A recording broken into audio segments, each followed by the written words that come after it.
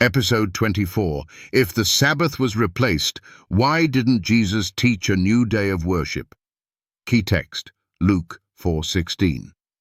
And as his custom was, he went into the synagogue on the Sabbath day and stood up to read.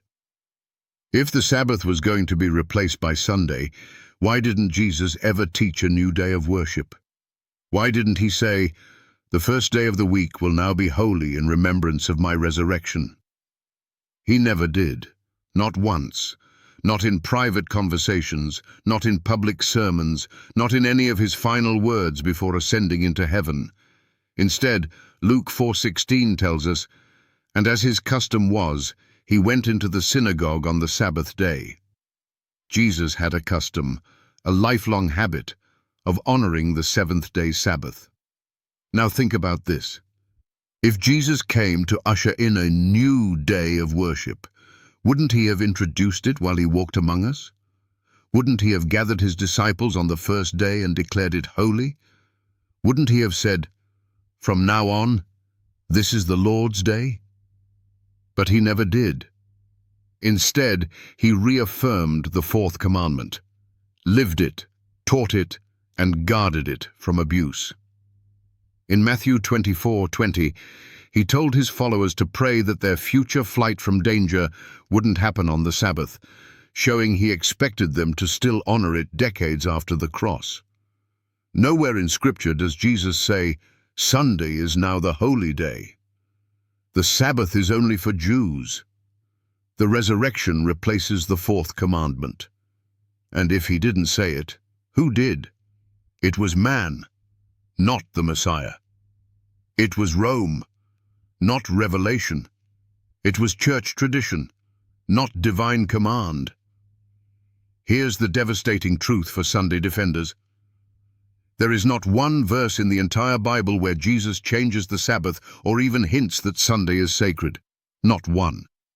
And yet entire denominations are built on the assumption that he did. But assumptions don't sanctify. Tradition doesn't trump truth, and silence is not a substitute for Scripture. If Jesus meant to change the day of worship, something so central to the Ten Commandments, wouldn't he have made it unmistakably clear? Wouldn't he have said, "A new day I give unto you"? But he didn't. In fact, in John 15:10, Jesus said, "I have kept my Father's commandments," all 10, including the fourth. And if he's our example, 1 Peter 2:21, then we are to walk as he walked. That means keeping what he kept, honoring what he honored, resting on the day he rested. Jesus didn't start a new tradition. He restored an old truth. He tore down man-made barriers that choked the Sabbath with legalism. He healed on the Sabbath. He taught on the Sabbath. He liberated on the Sabbath. But he never abolished the Sabbath. So the question is this: if Jesus never taught Sunday observance, if he never broke the Sabbath, if he never instructed a change, why are you worshipping on a day he never commanded? You say, because he rose on Sunday. Yes, but he also rested in the tomb on the Sabbath. Even in death, he honored the seventh day. So what matters more, man's tradition or Jesus' example? Because if Jesus didn't teach Sunday worship, then neither should your church. And if he didn't replace the Sabbath, then neither should you. Don't follow what Jesus never taught.